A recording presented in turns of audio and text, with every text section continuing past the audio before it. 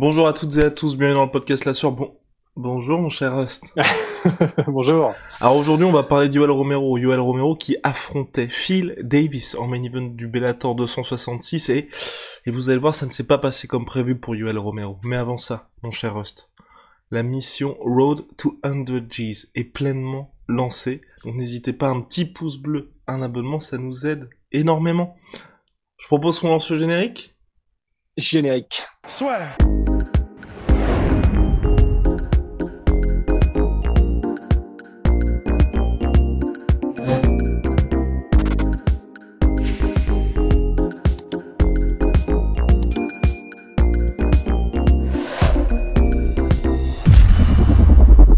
Alors donc Yoel Romero, Rust, je ne veux pas être avoir un discours alarmiste. 44 ans, une victoire, 5 défaites lors de ses 6 derniers combats. Début au Bellator, il se prend 5 takedowns sur 7 tentatives de Phil Davis. Phil Davis qui conclut d'ailleurs sa victoire par dire God bless wrestling, donc Dieu bénisse la lutte, c'est le meilleur sport au monde. Est-ce qu'on a des motifs d'inquiétude? En fait, je sais que tu vois, on venait d'en discuter et t'étais vraiment un peu alarmé avant en mode putain c'est chaud, Yoel Romero s'est quand même fait souiller en lutte quoi. Et c'est vrai parce que les preuves sont là. Il a été mis au sol et en lutte en particulier contre la cage, il était un peu perdu. J'ai eu l'impression Yoel Romero avec des moments où c'était presque bizarre parce que alors il y a probablement des trucs qu'on ne comprend pas, mais enfin tu sais c'est un peu la base théoriquement quand t'es dos à la cage, c'est de ne pas rester les hanches face à ton adversaire, de toujours tourner les hanches et essayer de remonter les bras pour pas que la personne puisse vraiment prendre une assise, te cueillir sous les genoux, etc. Et il y a un moment donné où il l'a pas fait. Et genre, il a eu quelques secondes pour se remettre, pour se décaler les hanches, les mettre en perpendiculaire, etc. Et il l'a pas fait. Et en fait, à ce moment-là, moi, je me suis demandé, ah oui, mais en fait, Romero, il était tellement craint en lutte qu'en fait, si ça se trouve, il a jamais vraiment trop en réalité taffé genre la défense de lutte pour le MMA en tout cas contre la cage et tout ça quoi. Et c'est là où je me suis dit ah ouais, donc ça veut dire qu'en fait finalement par exemple le combat contre Paulo Costa où il avait essayé de mettre Paulo Costa au sol, il n'avait pas trop réussi. Euh, on s'était dit à ce moment-là, bah ouais, mais en même temps, Paulo Costa, il a quand même un très bon entraîneur aussi en lutte, Eric Albarracin, et une grosse équipe, etc. Et en plus de ça, c'est un très gros gabarit, donc c'est pas si étonnant que Romero n'ait pas réussi à le mettre au sol.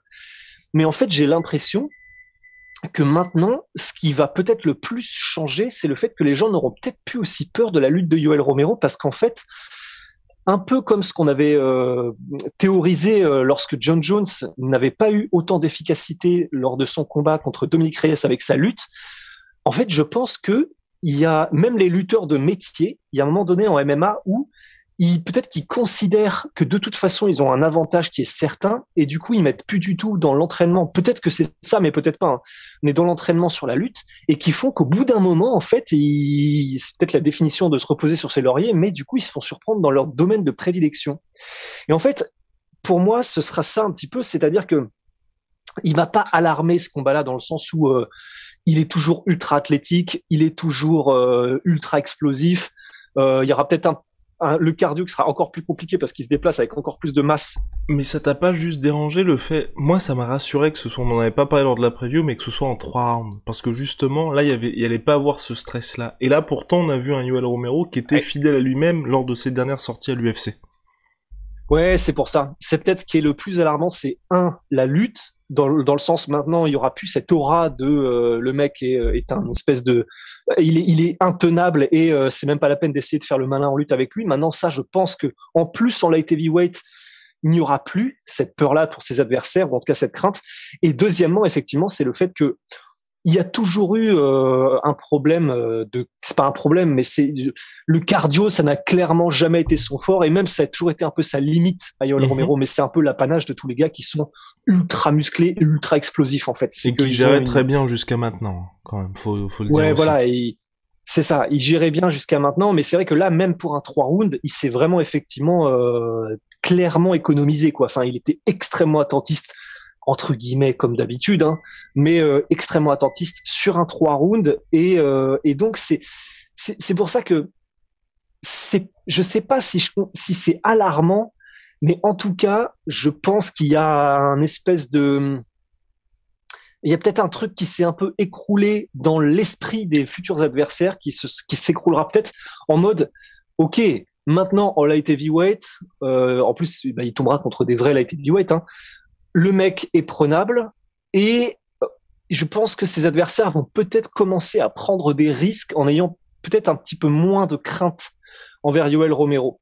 Et c'est peut-être ça qui est le plus alarmant pour lui, c'est que je pense que maintenant, à partir de maintenant, l'aura a peut-être un petit peu diminué, l'aura de Terminator, de Destructeur, de tout ça quoi. Je pense que maintenant, les gens vont peut-être y aller un peu plus quoi. Et pour ne rien enlever à Phil Davis, hein, c'est l'un des meilleurs justement Absolument. lutteurs, en tout cas en MMA, excellent parcours universitaire en lutte, et qui là justement, après une défaite contre Vadim Nemkov, s'est dit bah je vais remettre l'accent sur la lutte pour m'offrir un nouveau title shot chez les light heavyweight, parce qu'il en a les capacités. Donc là maintenant il a vraiment mis l'emphase là-dessus, et ça s'est vu contre Yoel Romero.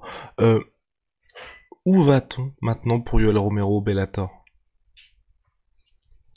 Ben, en fait, personnellement, j'aimerais bien qu'il affronte pas forcément un nom, juste un mec qui lui permette de soit de faire un highlight si jamais il gagne, mais si jamais il ne gagne pas, ben au moins on aura la certitude que là ça va, ça y est, c'est un peu le début de la fin pour Yoel.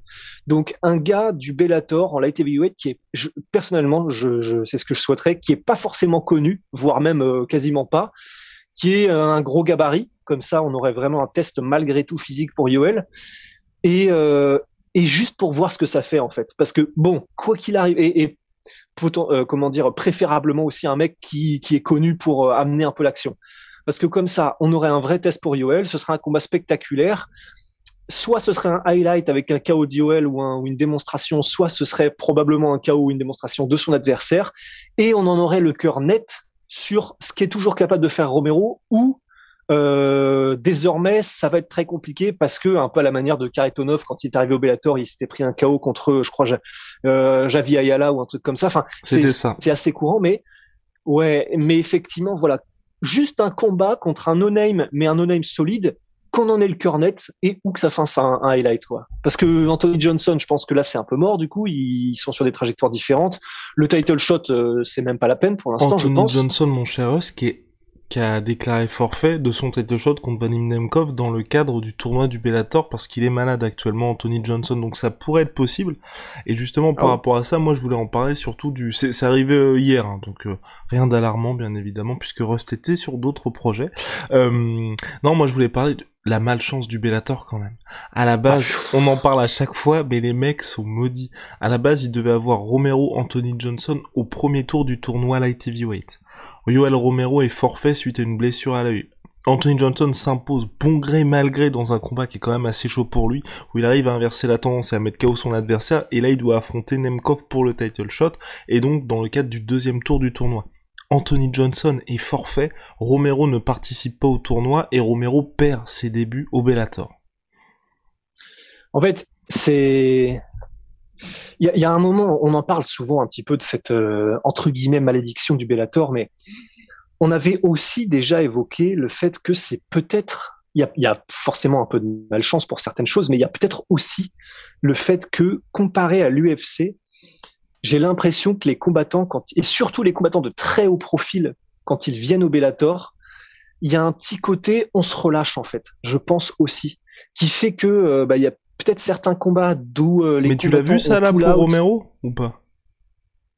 Ce côté relâchement,